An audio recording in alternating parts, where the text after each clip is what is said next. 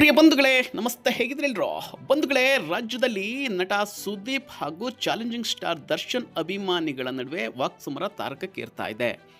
ತಮ್ಮ ತಮ್ಮ ಬೇಳೆ ಬೇಯಿಸಿಕೊಳ್ಳಲು ತಂದಿಡುವ ಕೆಲಸ ಮಾಡ್ತಿದ್ದಾರೆ.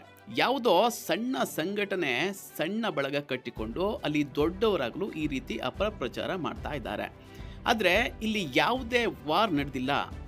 ಸುದೀಪ್ ಯಾರನ್ನು ಟಾರ್ಗೆಟ್ ಮಾಡಿಯೇ ಇಲ್ಲ, ಅದನ್ನು ಕ್ಲಾರಿಟಿ ಕೊಟ್ಟಿದ್ದಾರೆ. ಎಸ್, ಸ್ಯಾಂಡಲ್ವುಡ್ ಈಗ ದೊಡ್ಡ ಮಟ್ಟದಲ್ಲಿ ಹೆಸರು ಮಾಡ್ತಿದೆ. KGF ಕಾಂತಾರ ಸಿನಿಮಾ ಬಂದ ಮೇಲೆ ನಮ್ಮ ಸಿನಿಮಾ ಇಂಡಸ್ಟ್ರಿ ಎಲ್ಲಿಗೂ ಹೋಗಿ ನಿಂತಿದೆ. ಈ ಮಧ್ಯೆ ಎಲ್ಲ ಅಭಿಮಾನಿಗಳು ಇದಕ್ಕೆ ಬೆನ್ನೆಲುಬಾಗಿ ನಿಲ್ಲಬೇಕಿತ್ತು. ಮತ್ತಷ್ಟು ಸಪೋರ್ಟ್ ಮಾಡಿ ನಮ್ಮ ಸ್ಯಾಂಡಲ್ವುಡ್ ಇಂಡಸ್ಟ್ರಿಯನ್ನು ಇನ್ನೂ ದೊಡ್ಡ ಮಟ್ಟಕ್ಕೆ ತೆಗೆದುಕೊಂಡು ಹೋಗಬೇಕಿತ್ತು. ಆದರೆ ಇಲ್ಲಿ ಆಗ್ತಿರೋದೇ ಬೇರೆ. ಸಾಮಾಜಿಕ ಜಾಲತಾಣದಲ್ಲಿ ಒಬ್ಬರಿಗೊಬ್ಬರು ಕಿತ್ತಾಡುವ ಕೆಲಸ ಮಾಡ್ತಿದ್ದಾರೆ. ನಾ ಮೇಲು ಅಂತ ದರ್ಶನ್ ಹಾಗೂ ಕಿಚ್ಚ ಸುದೀಪ್ ಅಭಿಮಾನಿಗಳು ಕಚ್ಚಾಡ್ತಿದ್ದಾರೆ. ಆದರೆ ಕಿಚ್ಚ ಸುದೀಪ್ ಹುಬ್ಬಳ್ಳಿಯಲ್ಲಿ ಹೇಳಿರುವ ವಿಚಾರ ಬೇರೆ ಅನ್ನೋದು ಈಗ ಸ್ಪಷ್ಟವಾಗಿದೆ. ನಾನು ಯಾರಿಗೆ ಹೇಳಿದ್ದೋ, ಯಾವ ವಿಷಯದ ಬಗ್ಗೆ ಹೇಳಿದ್ದು ಅಂತ ಕ್ಲಾರಿಟಿ ಕೊಟ್ಟಿದ್ದಾರೆ.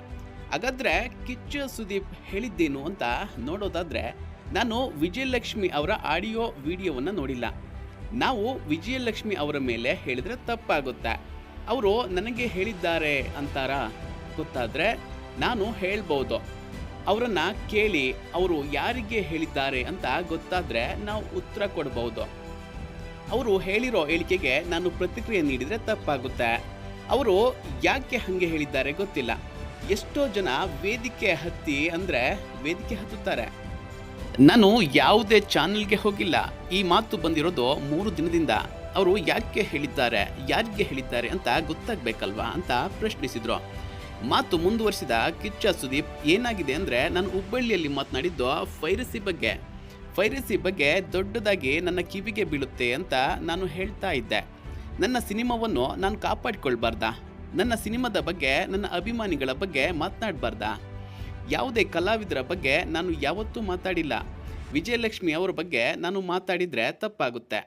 ಪಾಪ ಅವರು ಯಾವುದೋ ವೇದಿಕೆಯಲ್ಲಿ ಯಾರೋ ಬಗ್ಗೆ ಮಾತನಾಡಿದರೆ ನಾನು ಅದಕ್ಕೆ ರಿಯಾಕ್ಟ್ ಮಾಡಿದರೆ ತಪ್ಪಾಗುತ್ತೆ ಅಂತ ಸುದೀಪ್ ಸ್ಪಷ್ಟನೆ ನೀಡಿದ್ದಾರೆ.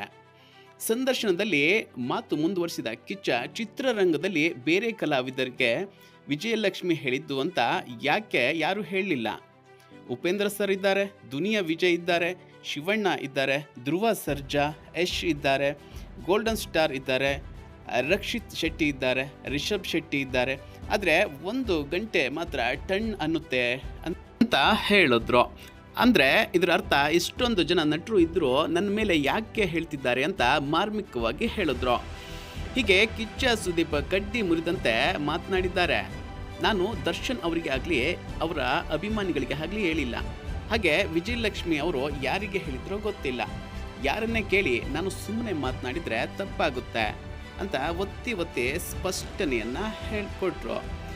ಇದೇ ವೇಳೆ ಕಿಚ್ಚ ಸುದೀಪ್ ಒಂದು ಸತ್ಯ ಹೇಳಿದ್ದಾರೆ.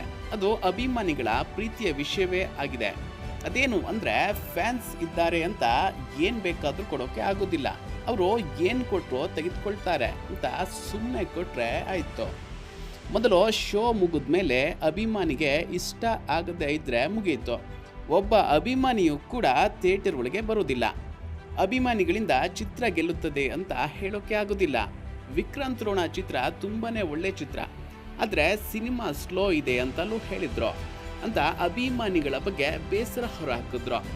ಇದೇ ವೇಳೆ ತಮ್ಮ ಸಿನಿಮಾ ಮಾರ್ಕ್ ಬಗ್ಗೆಯೂ ಮಾತನಾಡಿದ್ರು.